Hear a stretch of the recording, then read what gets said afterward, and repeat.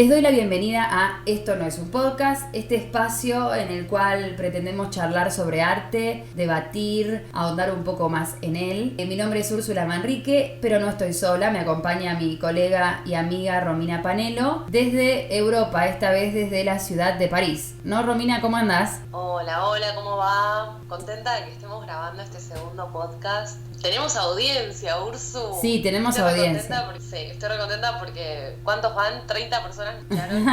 Sí, aproximadamente. Queremos agradecer todas las escuchas, estamos muy contentas con la repercusión que hemos tenido. Vamos por más, les vamos a dar mucha información. Y también quiero aclarar que, yo me escucho así como en un móvil siempre, porque estoy acá, en este momento estoy en Francia, en París, y emprendí un largo viaje y me voy a estar moviendo, entonces lamentablemente no podemos estar con Ursu juntitas tomando vino y hablando de arte, pero ya se va a dar, ya haremos un reencuentro en algún momento. Por supuesto, sí. Lo importante es, como decíamos, tener el espacio, más allá de lo técnico, que dentro de todo, por más de que nos dividan un montón de kilómetros, se escucha bastante aceptable. Y obviamente que cualquier inconveniente técnico que podamos tener, que por supuesto se debe a la distancia y también a lo amateur de la grabación, que no es de todo profesional, pero la verdad que está hecho con mucho amor, que es lo importante. Sí, vamos. Así que esa aclaración solamente quería hacer como para que sepan, nos disculpen, pero igual nos sigan amando.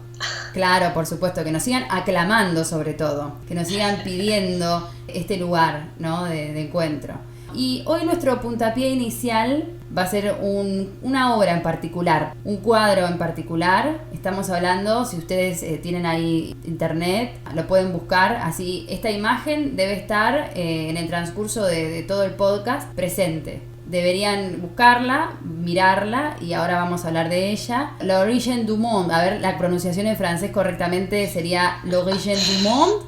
Mi francés no es correcto, está muy lejos de hacerlo, pero sí, L'Origine du Monde. L'Origine du Monde, ahí está, el tema era el acento. L'Origine du Monde de El origen del mundo, de Gustave Courbet. Se trata de un óleo sobre lienzo del año 1866. Sí, Gustave Courbet. Las T y las S no se pronuncian. Bien, Cada vez que las pronuncio me tiran un cachetazo. Okay, pero Courbet. Courbet para los paisanos. Courbet, entonces. Bien, y este cuadro representa una parte de la mujer, más precisamente la vulva de una mujer. Es más que nada esa parte exterior de la mujer que está como una recostada, y aparece en primer plano la vulva de esta mujer y se ve un pecho ahí escondido, pero no hay ningún rostro. Tampoco hay ninguna referencia de un espacio. No tenemos más referencia que esa. Es como que no se puede escapar la mirada de esa imagen. Queremos mirar para el costado y en todos los costados está la imagen, no podemos reposar nuestra visión en otro lado. Sí,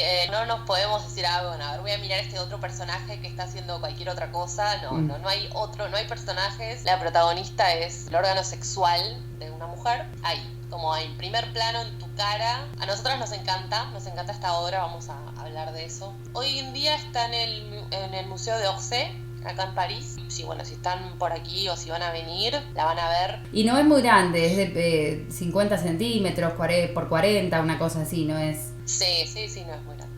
Es este cuadro, ¿no?, que obviamente ocupa un lugar bastante único dentro de la historia del arte occidental, porque representa, como decíamos, el sexo de una mujer, pero al no estar individualizada esa mujer con un rostro, es como el sexo de la mujer. Podría ser todas las mujeres. Es como una simbología poderosa que provoca como cierto resquemor, ¿no?, cierta polémica, cierto miedo de parte de los hombres, por supuesto, como si fuera una ventana abierta hacia una tierra desconocida, ¿no? Una tierra desconocida como es el cuerpo femenino. ¿Vos lo que estás diciendo es que los hombres les tienen miedo a la concha, Ursu? Y capaz, sí, puede ser, sí, en algunas instancias sí, puede ser, capaz que es inconsciente, la verdad que no sé, habría que analizarlo un poco más. Lo que es notable es que se trata de un desnudo muy atípico. El desnudo es, en la historia del arte, es una cosa muy común, se han hecho desnudos desde siempre en el arte. Vos fijate que siempre a través de los desnudos en la historia del arte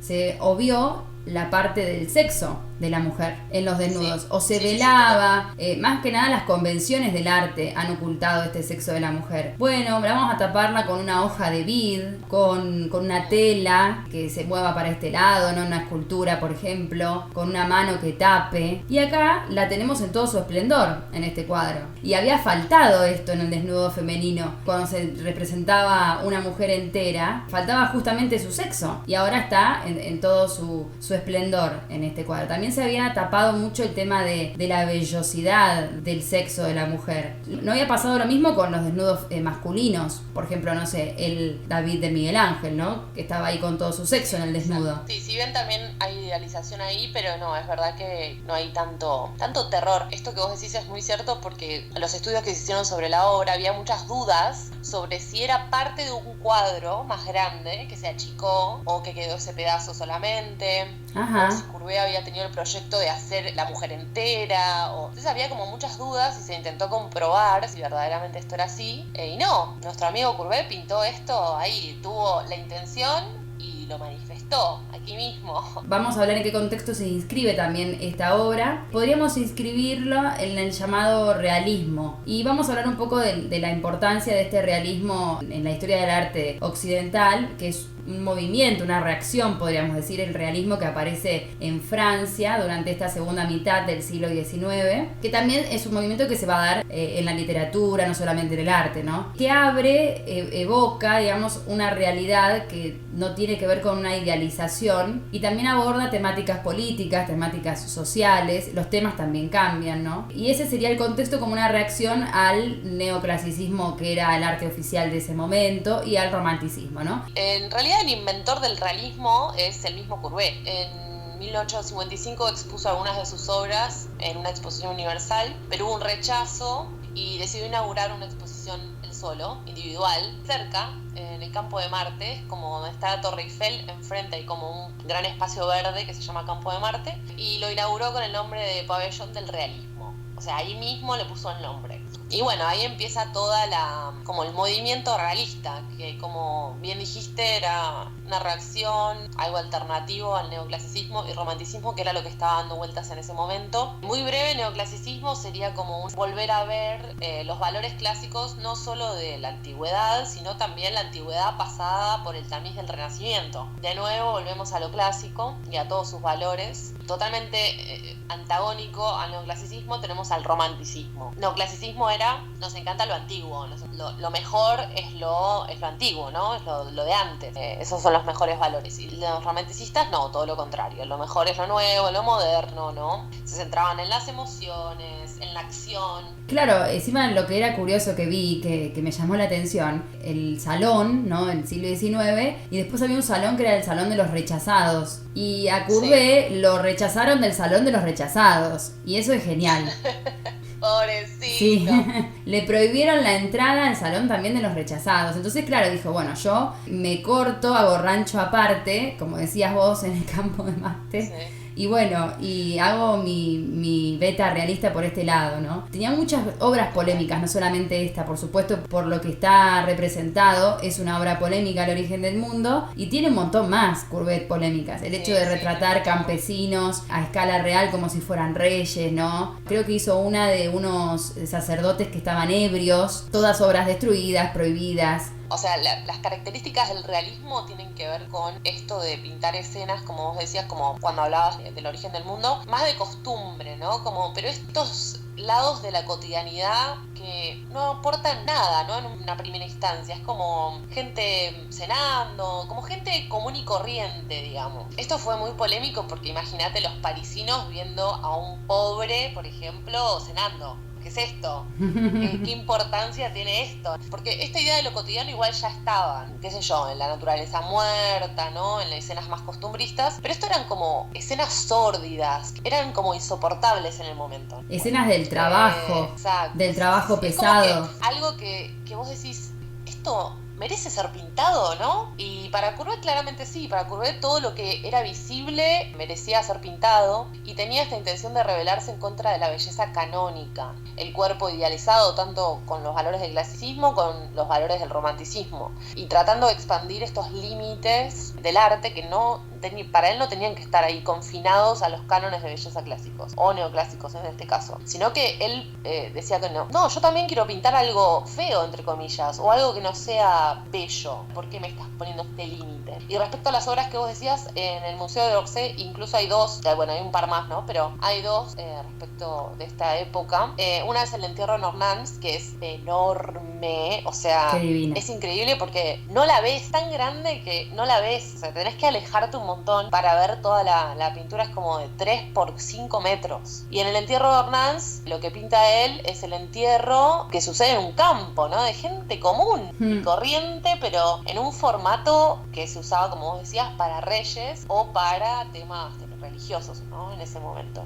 Ornans era su pueblo natal y él era un chico de barrio, digamos, ¿no? De ahí de Ornans. Como que iba por todos lados, pero siempre volvía. Y con lo que vos recién decías también esto de, bueno, de lo feo, de lo bello, él dice, yo voy a pintar la realidad. Ahora, si la realidad es bella, si es fea, es lo que yo veo, es la realidad. Entonces yo quiero pintar la realidad tal cual es, y para lograrlo tengo que rechazar esquemas, cánones, prejuicios, convenciones que tenía la historia del arte hasta ese momento. Me quiero enfrentar directamente con la realidad, tete a tete, al margen de cualquier poética preconcebida, y este cuadro vendría a resultar como un trozo de realidad. Y también es importante destacar el modo de representar con el tema de la materialidad, esta materia, como hablábamos la vez pasada, cuando hablábamos de la factura, de la pincelada evidente. Esta materia de Courbet tiene también estos empastes densos que no están disimulados, como si fuera una especie de arcilla donde él no moldea esta realidad que no necesariamente tiene que ser agradable. Sí, otro de los cuadros muy importantes de él se llama El taller del pintor, estas las pueden buscar. También el mismo formato enorme, casi 3 por 5 metros más o menos aprox. También lo que tenía sus pinturas, que aparece en El taller del pintor, es que los personajes son claramente reconocibles. Vos podés identificar a los personajes. En el entierro de Ornans podés identificar al cura, al herrero, al panadero, a todos. Son como personajes que puedes encontrar en la vida real, en el campo, en el pueblo. El taller del pintor es un autorretrato de él. Él está pintando un desnudo. De un lado tiene a las personas que habían ejercido cierta influencia en su vida, y del otro como a sus alumnos, ¿no? A los que estaban ahí en el taller. Estas obras, búsquenlas. Lo más impactante es el formato. Te tenés que alejar. Y estos eran temas, como decíamos, que se guardaban por otras cosas. Entonces fue bastante revolucionario en ese sentido.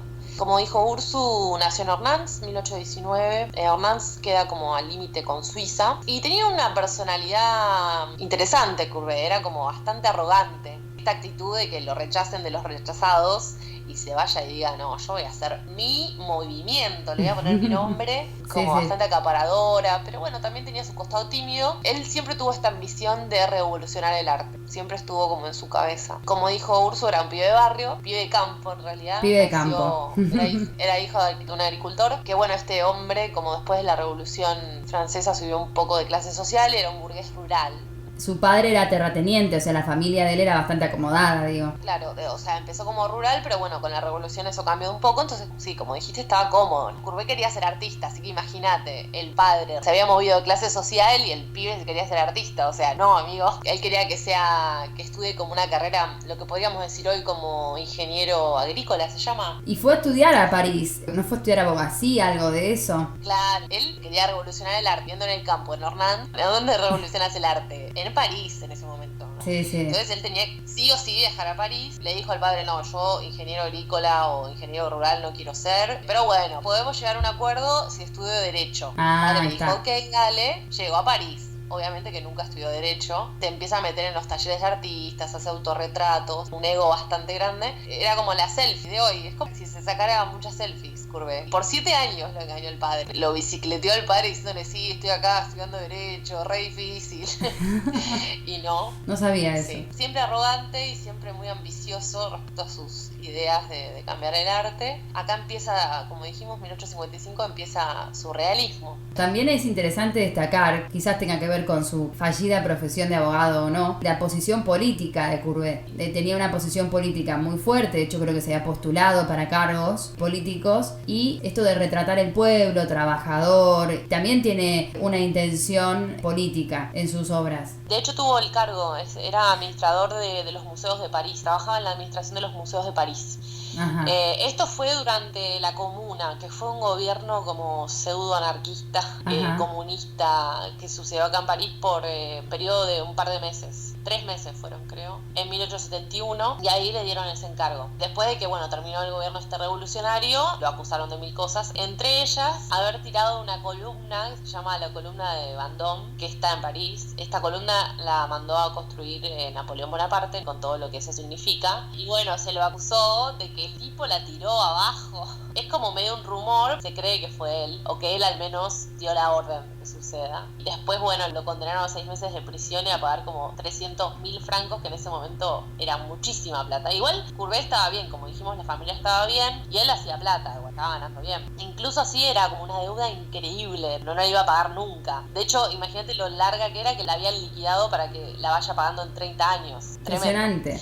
Obviamente que se escapó a Suiza siempre neutral, recibiendo a los que escapan a pagar sus deudas. Si bien nos encanta Courbet, nos encanta toda su obra, no toda, hay una obra, las obras del principio que pintaba como medio vaquitas, ahí como que medio, tiene estas obras como, el de Ornans, lo del taller del pintor y un par más que nos encanta. Sí. El origen del mundo nos encanta mucho más. El origen del mundo igual no se lo puso Courbet, el título. No, lo fue adquiriendo con el tiempo, creo. O sea, él no le puso título, aparentemente, cuando la pintó. Como decía Ursu, la representación de la vulva nos remite a un montón de cosas. Al origen, al sexo. Vos sabías quién era la modelo, ¿no? Sí, hay varias hipótesis de la modelo. Digamos que a ciencia cierta no se sabe bien quién fue esta modelo. Hay una primera hipótesis, dicen que había un alumno de Courbet que entabla una relación de amistad con Courbet, y que este alumno tenía a su vez un amante que se llamaba Johanna Heffernan, que era irlandesa. Quizás ella había sido presuntamente la modelo del cuadro. Y después otra segunda hipótesis es que en realidad Courbet era amigo de los escritores Alejandro Dumas, el padre del hijo, que es autor de La Dama de las Camelias. Y ellos se pelearon por discrepancias políticas, y en una carta Dumas le escribe a George Sand, que era otra escritora, y criticaba al pintor, ¿no? Entonces cuando lo criticaba decía,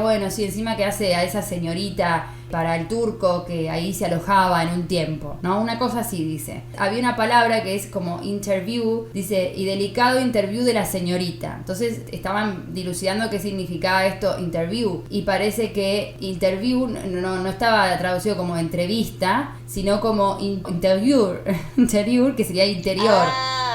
Okay, claro, que sería algo así como interior, ¿no? Que estaba encima subrayado, como que él pintaba el interior de esta señorita. Toda esta investigación surgió porque una chica muy pobre, una cortesana, bailarina, cuando falleció en 1900 y algo, a principios de 1900, se le encontró un cuadro de Courbet, de unas camelias, de unas flores. Dejó al morir este cuadro. Entonces dice, ¿por qué esta chica tan sencilla, no, tiene un cuadro de Courbet acá entre sus pertenencias? Probablemente ya haya servido de modelo y Courbet le haya regalado alguna otra obra, ¿no? La modelo se llamaba Constance Queneau. Se piensa que fue ella también la modelo. Además parece que Constance era la amante de este señor turco que encargó el cuadro.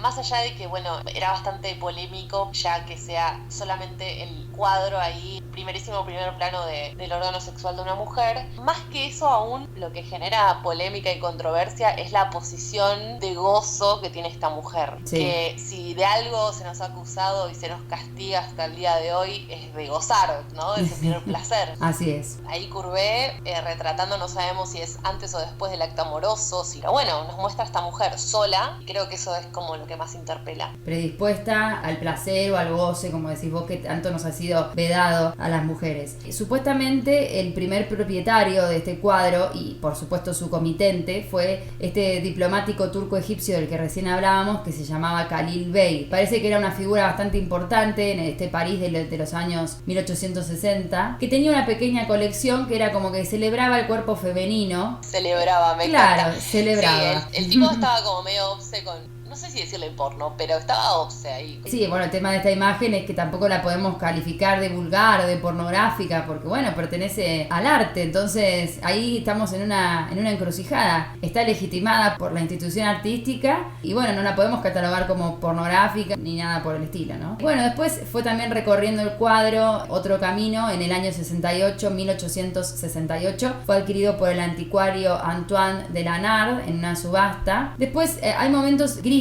en donde no se sabe bien dónde estuvo. Porque esto lo sabemos por documentos, ¿no? Por cartas, por gente que escribe, que la vio. Son todos documentos. Probablemente estuvo capaz en más lugares que nunca fueron documentados y no lo vamos a saber. Por eso hay cosas que se nos escapan. Esto pasa en estas reconstrucciones, en estas investigaciones de la historia del arte, que hay cosas que quedan por fuera. En el año 1889, Edmond de Goncourt lo ve al cuadro en la tienda de un anticuario que estaba oculto tras un panel en el que estaba pintado un castillo en medio de un paisaje nevado, que el cuadro también era de Courbet, este paisaje nevado. Le Château de Blunay, pintado en el año 1874. Entonces se ve que estaba un cuadro de Courbet y atrás este otro cuadro de Courbet oculto, ¿no? Entonces se ve que se vendía el combo completo. Atención a esta parte porque vamos a volver a esta idea de que el cuadro esté oculto, que esté ahí como tapado por otro. Claro, después bueno, no se sabe muy bien cómo, en 1918 aparece en una galería de París, sin que se sepa bien cómo llegó, y ahí también exponía sus propios cuadros un varón húngaro, quien compró los de Courbet y los llevó a Budapest, donde ahí permanecieron hasta la Segunda Guerra Mundial. Terminaron en manos del Ejército Rojo, quien se los devolvió a su legítimo dueño, que es Hatvany. A este húngaro, digamos, ejército soviético, ¿no? Y Hatvany trasladó su residencia a París en 1947, o sea, volvió a París. Y después hay un propietario ilustre de este cuadro, que también nos llamó la atención, que es Jacques Lacan, que en el año 1955 adquirió este cuadro. El varón, este húngaro, le vendió a la pintura a Lacan, la tuvo él hasta su muerte. A mí me resulta increíble que justo este cuadro Lacan haya dicho, lo quiero comprar,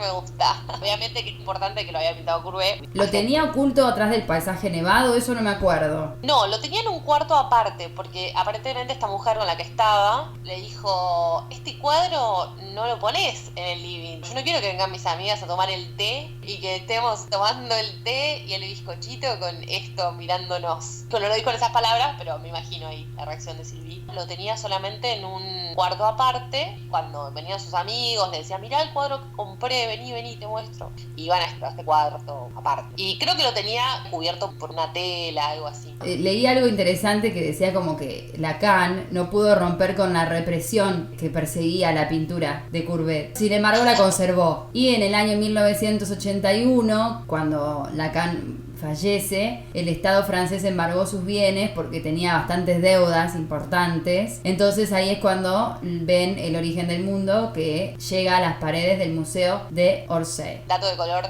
Lacan tenía su consultorio en la misma calle donde está el museo hoy. No se movió mucho. Pero ahora no tiene ningún telón, no está oculto. Solamente tenés que pagar la entrada. Bien, y entonces desde el año 1995, o sea, desde hace relativamente poco, se expone ahí en el Museo de París con otras obras de Courbet, como vos decías, en la misma calle, o sea, cambió solamente de altura, en donde atendía Lacan a sus pacientes. Y algo también notable que me pareció así como para destacar, por supuesto que obviamente no tenemos conocimiento de nada por el estilo, pero a grandes rasgos podemos decir que Lacan, en su manera de ver el inconsciente, está estructurado como un lenguaje, ¿no? Recordemos que él toma bastantes nociones lingüísticas de Saussure, que él las va a aplicar a su relectura de Freud. No significa que se reduzca a un lenguaje, sino que él dice que por el lenguaje se construye un sujeto y por supuesto que el ser humano va a padecer este lenguaje desde el nacimiento. O sea, es muy importante el tema del lenguaje en Lacan, es solamente para decir eso. Como este tema de materializar el deseo mediante el discurso y demás. Todo en el cuadro nos cautiva y me refiero a esto porque el tema del título del cuadro, El origen del mundo, nos refiere, bueno, al vientre femenino, del que supuestamente salimos y demás, pero quizás Lacan se haya divertido con un juego de palabras que parece que no es casualidad, porque como dijimos es... L'origine du monde. Ahí está, no me acordaba la cadencia. L'origine du monde. Entonces ori parece que viene del latín oris, boca, abertura, entrada, y gine viene del griego gune, que es la mujer. Entonces sería como la entrada o la abertura o el orificio de la mujer. Es como un lugar desde donde han salido los hombres y al que el deseo después va a empujar más tarde, ¿no? A volver ahí. Esta teoría en la que Lacan le puso el nombre, me encanta esta teoría. Claro, es como una conveniencia entre el cuadro, el título, y bueno, y supuestamente a Courbet como artista también lo obsesionaba este tema de las grutas, de los orificios, por el tema de los paisajes y demás, que él pintaba grutas, esbozaba en sus cuadernos. Puede ser, todo por supuesto puede ser. Lo ponemos, lo dejamos sobre la mesa, ¿no? Me gustaría que Lacan le haya puesto el nombre, estaría bueno. Yo creo que también había como un costado de perversión, como esto de tenerlo oculto, como lo prohibido, el morbo que eso genera. Que sí, el morbo que siempre generó aparte el sexo femenino y siempre este tema de ocultarlo. Bueno, de hecho hoy por hoy en las redes sociales, si querés subir la obra del origen del mundo, es muy posible que te la saquen. Tampoco puedes subir un pezón, o sea, claramente seguimos con la misma problemática, pero sí. Y el tema de la representación de la mujer, ¿no? De que siempre han sido representadas, por supuesto, de una manera totalmente distinta a los hombres. Por supuesto, siempre se va a presuponer a un espectador ideal, que es varón, y la imagen de esta mujer va a estar destinada a adular a este varón, por ejemplo. John Berger dice algo muy interesante que dice, bueno, hagan este experimento, pongan un desnudo tradicional, transformen a la mujer en un hombre y van a ver el carácter violento de esta transformación. Dice, violento no solamente por la imagen, sino por las ideas preconcebidas del que la contempla. Este tema de la mujer como, bueno, para placer del hombre, para mirada del hombre, es algo muy común, sobre todo en este siglo. Sí, la intención de Courbet acá de pintarla sola, como vos decías, sin el resto del cuerpo, que no le podemos poner nombre, claro, es universal. Es la mujer. Sí. Y respecto a esto de la idea del oculto que hablábamos cuando estuvimos investigando sobre este tema de hoy, nos encontramos como que había grabados de Durero, por ejemplo, o también documentos sobre diferentes dispositivos que también estaban en la época. Bueno, uno tenía que ver con la técnica pictórica, más que nada la técnica de la perspectiva, donde había un grabado Durero que representaba a un pintor, digamos, mirando por un agujerito a una modelo acostada del otro lado, como midiendo las proporciones, ¿no? La perspectiva, en realidad. También había muchos dispositivos de este tipo, más que nada para diversión, en donde las cosas se ocultaban, medio ilusiones ópticas, ¿no? Eso también estaba dando vuelta. Entonces, bueno, esto del oculto también lo podemos relacionar. Sí, los estudios anatómicos también que se han hecho desde siempre. Esto es algo que vemos en la historia del arte que aparece, esta vulva así solitaria, ¿no? No hay ninguna, digamos, antecedente tampoco de un desnudo así, como decíamos al principio. Justo esa parte estaba siempre oculta. Tenemos dos ejemplos como para traerlo a épocas más cercanas que tienen que ver con esta imagen. Uno bien reciente pasó en el 2014, pero es una artista que se llama Débora de Robertis. No tiene muchas obras, digamos, es más que nada performer, pero tampoco hizo muchas. Hizo una en el 2014, en el 2016, 2018 y ya. La performance de esta artista respecto a esta imagen consistió en el 2014 en entrar al Museo de Orsay. Busquen el video en YouTube, Débora de Robertis, y lo van a ver. Ella entra al museo vestida con un vestido dorado como medio de lentejuela, se sienta delante de la obra, pero dándole la espalda, y se abre de piernas y obviamente no tiene ropa interior ni nada. Intenta como hacer una representación del cuadro mismo, ¿no? Se abre de piernas y se queda así. Bueno, todo el Museo de Orsay está siempre lleno porque es después del Louvre es un museo al que va todo el mundo turísticamente, ¿no? Entonces está lleno de gente. Bueno, el quilombo que se armó. Obviamente la gente la empieza a aplaudir, ustedes van a ver en el video, pero bueno, al toque viene la gente del museo, no, señorita, se tiene que parar, no puede hacer esto acá, qué sé yo. Y bueno, ella en el video, esto está editado después, ¿no? En el momento no habla, solamente está así parada y se tiene las piernas abiertas y se abre la vulva, de hecho. Dice una frase en francés que yo la traduzco, dice: soy el origen, soy todas las mujeres, no me has visto, quiero que me reconozcas, virgen como el agua, creadora de lo supremo. Eso repite una y otra vez. Ajá. Pero esto, como dije, editado después sobre el video. Qué loco, porque está la pintura de Courbet ahí expuesta para que todo el mundo la vea. Y viene esta mina y hace la representación a vivo, digamos, en vivo, y ya causa como Estupor. Una reacción totalmente diferente. Ella no se estaba tocando nada, o sea, no estaba haciendo nada diferente, solamente estaba como mostrando su vulva, ¿no? Y también tiene que ver con esto, como que es universal. Esa vulva que está ahí soy yo también. Y sí, y la contradicción de la institución, ¿no? Una vulva que están legitimadas y la tuya no está legitimada, por favor retirate, le dijeron a la chica, ¿no? Claro, no tenemos comisión por tu vulva. Claro, solamente vulvas legitimadas por la historia del arte. Te voy a invitar a retirarte. Exponer sobre la mesa todas estas cuestiones de crítica institucional y bueno, las contradicciones mismas de la institución artística. Ahora se puede representar en el mundo actual el cuadro, no se oculta tras un paisaje como antes, pero pasan estas cosas e igual lo censuramos. Sumamente poderosa me pareció la performance. Sí, una performance que tuvo un gesto, como vos decís, bastante poderoso y que dio que pensar. No deja de plantear, bueno, también esta cuestión de la mirada, cómo es nuestra mirada, ¿no? Claro, y además como que, bueno, esta vulva es importante para la historia del arte porque la pintó Courbet. Claro, también, sí. Bueno, esta idea del autor, ¿no? Que bueno. Pero sí. Sí, que Courbet es quien es ahora. Él dice, bueno, yo quiero hacer esto con la pintura. No sabía si iba a tener tanta repercusión. No sabía que después de lo rechacen de los rechazados iba a estar en Orsay ni nada por el estilo. Sí, total.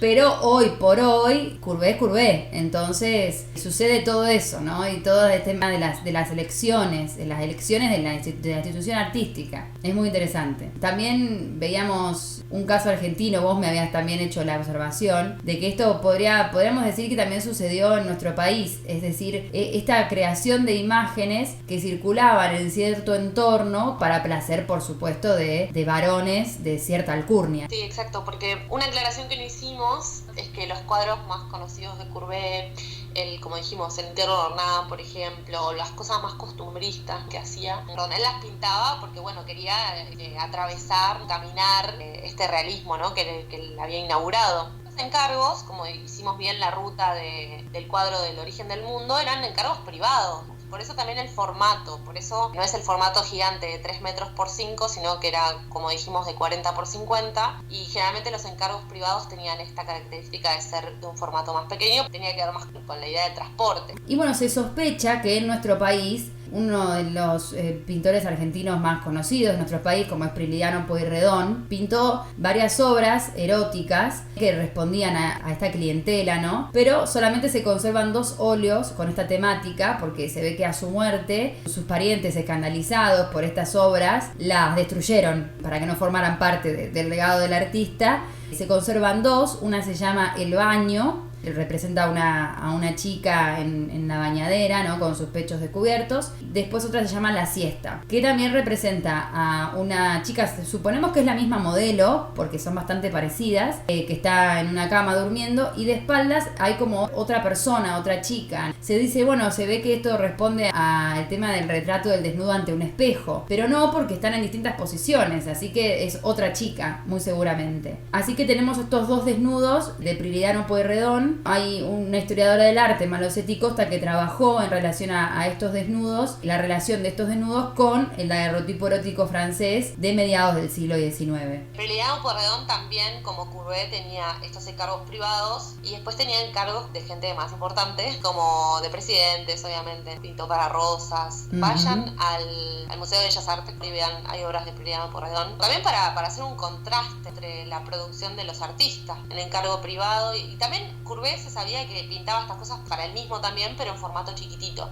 Y también para este turco que, bueno, estaba medio obse. Pero bueno, Prilidiano Pueyrredón también era como el medio modus operandi de los artistas. Muy bueno Prilidiano. Busquen sobre él, porque acá vamos a hacer la referencia con Courbet, pero sí. Sí, es un tema aparte. También se había entregado, se vea la pintura de estos asuntos. La leyenda dice que eran asuntos, bueno, medios obscenos, lascivos, porque como él era una persona que su familia tenía una buena posición económica, Pueyrredón, que tuvo la oportunidad de viajar a Europa a estudiar pintura, lo veían como una extravagancia de un señorito rico y como la influencia de algunos amigos, entre comillas, libertinos. Entonces dijo, bueno, esos son la mala junta de Pueyrredón, dijo la familia, y esas pinturas después las destruyó, así que hay muchas cosas que no sabemos que había, intuimos por estas dos que quedaron, ¿no? Que formaban parte como de esta producción secreta. Todo indica que estos cuadros son importantes, digamos, porque es un momento en el que aquí las artes plásticas comenzaban en nuestro país a desarrollarse. Se inscribirían, como decíamos antes, en esta larga historia del uso de cuadro para fines eróticos privados. Y estas obras lo que plantean también, aparte de plantear como esta tensión, dice Malosetti, entre lo público y lo privado, también marcan una tensión entre la clase alta y la clase baja, porque es un hombre de la alta sociedad como Pueyrredón retrataba desnudos femeninos eróticos realistas, entre los cuales, entre las modelos, estaba su criada. Por supuesto que, como dijimos antes, toda la imaginería erótica en el siglo XIX va a estar hecha para la mirada masculina. Y aparte la actitud que tienen estas modelos. Romy, vos decías esta postura desenfadada de la modelo, ¿no? Como diciendo, abierta al mundo, al placer, a todo. También en el cuadro de Pueyrredón, sobre todo en el baño, se puede también ver una representación positiva de este placer sexual, porque la modelo está mirando al costado, se está riendo, está sonriendo, y es muy cercano como a la experiencia cotidiana, que no es frecuente en la pintura de la época. Y eso es como algo positivo, una representación positiva. Hay una obra muy parecida de Prilidiano, la que dijimos anteriormente, la de la siesta, es muy parecida a otra de Courbet que se llama El sueño. También son dos mujeres en una cama como una actitud romántica, ¿no? Y son muy parecidas estas obras, pero si bien siempre le queremos encontrar, nosotras como investigadoras le queremos encontrar, bueno, alguna conexión, muy probablemente Pueyrredón a esa obra no la pudo haber visto, porque fue expuesta recién en el año 1872, así que por una cuestión de años Pueyrredón no la pudo haber visto esa obra. También me parece interesante que, bueno, en el caso de Pueyrredón,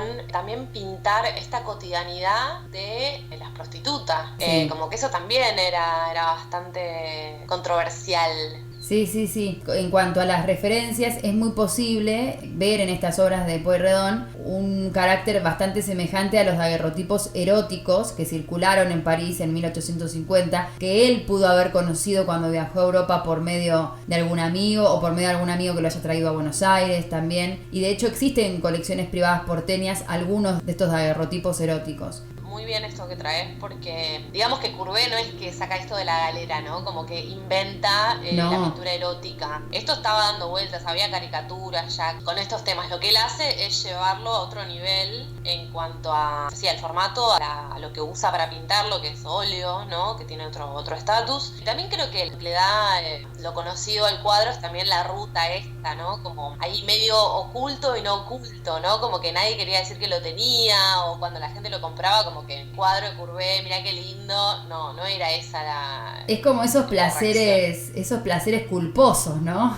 Exacto, y bueno, que después haya terminado con Lacan es increíble. Es muy increíble lo de Lacan, sí. Seguimos hablando de Pueyrredón. La autora dice, bueno, en realidad no sería como un capricho de un pintor excéntrico, sino sería una entrada de la tradición europea del desnudo erótico por la vía de estos daguerrotipos, ¿no? Es un indicio de estas imágenes eróticas que circularon entre un cierto sector, por supuesto, de la clase alta porteña, que había estado exiliada, que después volvía y volvía con un cambio, a veces en sus costumbres privadas. Pero ellos no querían hacer pública, como decíamos, estas modas francesas, sino que las guardaron en el terreno de la intimidad, y quizás si no hubiera sido por la figura pública de Pueyrredón, esto hubiera quedado todo así, si no se hubieran descubierto estas dos. Y por supuesto esta pintura erótica también siempre era patrimonio de la clase alta. Lo que pasa que el desarreglo, como la parte que produce una fisura, lo hacen personas como Courbet o como Manet. No sé si recordás también la obra esta de Manet, en donde había un personaje femenino desnudo que están como una especie de picnic.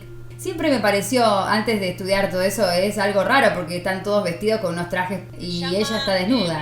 El almuerzo sobre la hierba. También se inscribiría un poco en la obra esta que estamos analizando hoy del origen del mundo, porque producen una fisura, ¿no? Que ponen en estas tradiciones en entredicho, porque ¿qué hacen? Mezclan lo alto, lo bajo. La pintura erótica es patrimonio de la clase alta. Retratar, no sé, como decíamos, criadas, cortesanas, también lo mezcla lo alto con lo bajo, la clase alta con la clase baja.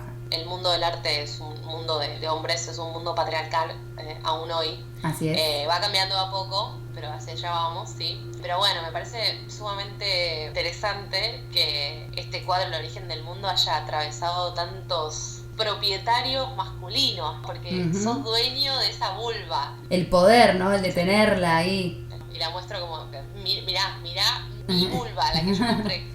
La puedo comprar. Última referencia a lo que nos llevó esta imagen es a una obra de Duchamp. No lo podemos encasillar a Duchamp, pero podemos relacionarlo con el Dada, el que comenzó con el arte conceptual. Ya en algún momento le dedicaremos más tiempo. Sí. En este caso queremos hablar de una obra que es una obra póstuma, podemos decirlo, que se llama Étant donné, con la traducción es La Cascada. Sería como instantes dados, algo así, como momentos dados, algo así, pero bueno, también hay una otra traducción que es como La Cascada. Se trata de una obra que él dejó escrita como con todas instrucciones de cómo montarla, de cómo llevarla a cabo, y que solamente se podía hacer una vez que él ya haya muerto. Y bueno, esto previo a que 25 años antes de su muerte no había hecho nada. Ustedes creyeron que estos últimos 20 años estuve cruzado de brazos y cuando la persona muere aparece esta obra. Es bastante bueno, ¿no? Bueno, Duchamp tiene esta historia con el humor, ¿no? En este momento está en el Museo de Filadelfia, Museo de Arte de Filadelfia. Si van por ahí, la ven. Es una instalación, bueno, la obra se compone de todo, ¿no? Es una puerta antigua de madera. Hay como un rumor de que Dalí intervino en esta parte. Habló con Duchamp, se ve, y le dijo, che, cuando yo me muera, conseguime una puerta de Cadaqués, un lugar de España, ¿no? Una ciudad. Y es esta puerta antigua de madera que tiene dos agujeritos, como a la altura de los ojos, por ejemplo. Bueno, la idea es que el espectador, el que visita la obra, mire a través de las mirillas y pueda ver algo, ¿no? Detrás de eso. Detrás de eso hay como una instalación, o sea, no es una pintura, son objetos que están dispuestos de una forma que cuando uno mira por una mirilla ves alguna parte, por la otra mirilla ves la otra. Y si miras al mismo tiempo haces como toda la imagen. ¿Por qué nos trajo la obra de Courbet a esta obra de Duchamp? Porque en primer plano, en esta disposición de objetos después de la puerta, hay una mujer, el cuerpo de una mujer tirada, echada, digamos, como una pose muy similar a la que está la mujer de Courbet. No tiene vello púbico esta mujer, pero bueno, está en esta misma posición, digamos, como en una posición muy similar. Muy similar, sí, a mí me hizo acordar muchísimo. Sí, búsquenla, Étant donné de Duchamp, así la ven, y bueno, nos dicen si a ustedes les pasa lo mismo o no. Ella está acostada sobre como un colchón de ramas y hojas secas, boca arriba. La cara no se ve, tampoco la podemos personalizar, igual que la obra de Courbet, como que le ocultan sus cabellos. Tiene diferentes formas de las manos, bueno, hay muchas interpretaciones porque Duchamp también trabajaba mucho con la idea de arte conceptual, entonces bueno, nos podemos ir por las ramas, pero tiene que ver con esto. Y también, bueno, tiene esto que está oculto, ¿no? Mirás por la mirilla esa. Claro, porque aparte, es una actitud en la que nos pone Duchamp de, bueno, vos si querés ver la obra tenés que espiar. Nos pone en la posición como de espías. Y ahí vemos esta parte del cuerpo de la mujer desnuda, con este pubis que está recostada, como vos decías. De fondo reproduce un bosque, como un lago, una cascada. Por eso es lo que decíamos de la cascada al principio. Ahí está. Entonces, claro, sí tiene como que reproduce como un paisaje así natural. Entonces, sí, nos hizo acordar mucho la pose de la mujer, este tema también de la mirada, de espiar, eso que está pasando ahí, sí. ¿No? Y bueno, como decíamos de Courbet, de una ventana abierta a este cuerpo incógnito que es el femenino, acá también un poco se ve eso, ¿no? Entonces nos remitió también un poco a esa obra. Sí, no, es una obra increíble, me parece que tiene, como dijimos antes, mucho poder, es una imagen con mucha potencia, me parece, que nos invita a cuestionar un montón de cosas respecto al arte, respecto al rol de la mujer. Creo que también se pueden hacer hoy en día, ¿no? Como más análisis en cuestiones de género también. Por supuesto, sí. ¿No? Que bueno, no andamos en eso, pero totalmente, en cuanto a un montón de cosas, o sea, en cuanto a la sociedad patriarcal, al arte, a la mujer en el arte, a la representación de la mujer en el arte, miles de variantes, y los invitamos a que investiguen también y que se la bajen y la pongan de fondo de pantalla en la compu, en el celu. Y que la gente se escandalice como en el siglo XIX. Hay cosas que continúan sucediendo. Bueno, entonces hasta aquí el capítulo de hoy, el episodio de hoy. Volveremos recargadas con mucho más material, con muchas más debates, más cuestiones para poner sobre la mesa. Los esperamos en el próximo episodio de esto, que no es un podcast. Ya explicaremos nuestro título en futuros episodios, así que escúchennos siempre para ver por qué estas chicas les pusieron ese nombre al podcast. Siempre hay que dejar como un ganchito para que ustedes vayan viendo, a ver, vayan interesándose cada vez más. Muchas gracias por estar del otro lado, por escucharnos. Gracias, Romy, desde París. Gracias, Ursu.